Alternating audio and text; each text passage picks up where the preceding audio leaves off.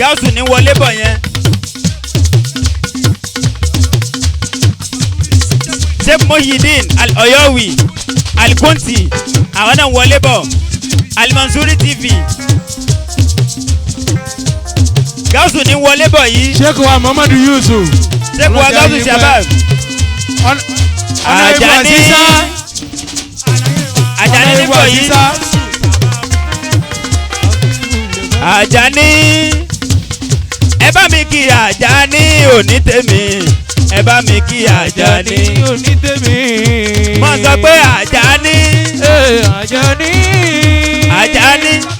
Ajani. Dáúdà Ajani Mala Daud. Ajani. Ẹ bá mi kí Ajani. Ẹ bá mi kí Ajani òní tèmi. Ẹ bá mi kí Ajani òní tèmi. Ajani.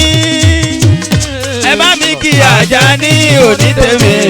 Ẹ bá mi kí Ajani òní tèmi. Gaothu ní bọ̀ yìí Gaothu. Ajani kí gbogbo lé Maulana Gaothu Shabaab. Ọlọ́run ní jẹ́ fẹ́nu kọ́. Ẹ bá mi kí Ajani òní tèmi. Òní tèmi ẹ bá mi kí Ajani òní tèmi. Ajani. Ẹ bá mi kí Ajani òní tèmi. Ẹ bá mi kí Ajani. Káwí pé. Ẹ bá mi kí Ajani òní tèmi. Ẹ bá mi kí Ajani. Àfi fúlí kàlìkì yá Gaothu Shababi. Àfi fúlí kàlìkì yá Gaothu Shababi. Àfi fúlí kàlìkì yá Gaothu Shababi. Shababi. Àfi fúlí kàlìkì yá Gaothu Shababi. Àfi fúlí kàlìkì yá Gaothu Shababi. Àlàyé wa Gaothu. Àfi fúlí kàlìkì yá Gaothu Shababi. Àfi fúlí kàlìkì yá Gaothu Shababi. Àfi fúlí kàlìkì yá Gaothu Shababi. Àfi fúlí kàlìkì yá Gaothu Shababi. Àfi fúlí kàlìkì yá Gaothu. Onímúra mi. Àfi fúlí kàlìkì aliwaraki.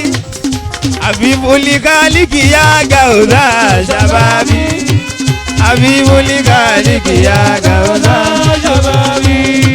Àfi fúlí kàlìkì yá Gaothu Shababi. Àfi fúlí kàlìkì yá Gaothu Shababi. Kubani.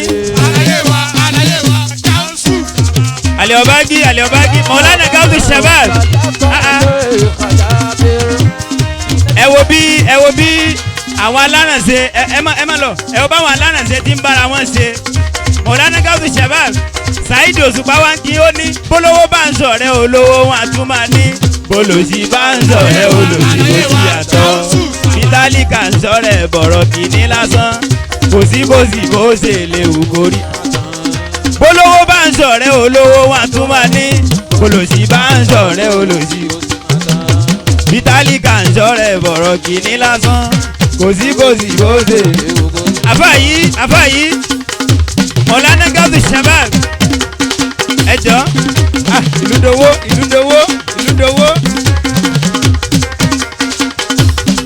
Àyídùnú náà ti gba tiwọn nù. Àyídùnú. Ẹ jọ ìlú dowó. Yóò débẹ̀ yóò balẹ̀. Okay.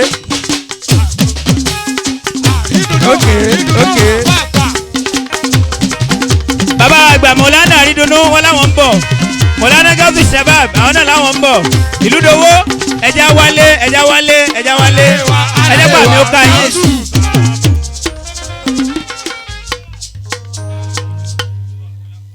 Okay. Àwọn ọ̀nà wà ń bí o wọ́n nítorí Gaothu àwo máàsì wọ́n ní ká tó tún kọ pé bólówó bá ń sọ̀rẹ́ olówó wa tún máa ní. Bólòṣì bá ń sọ̀rẹ́ olòṣì.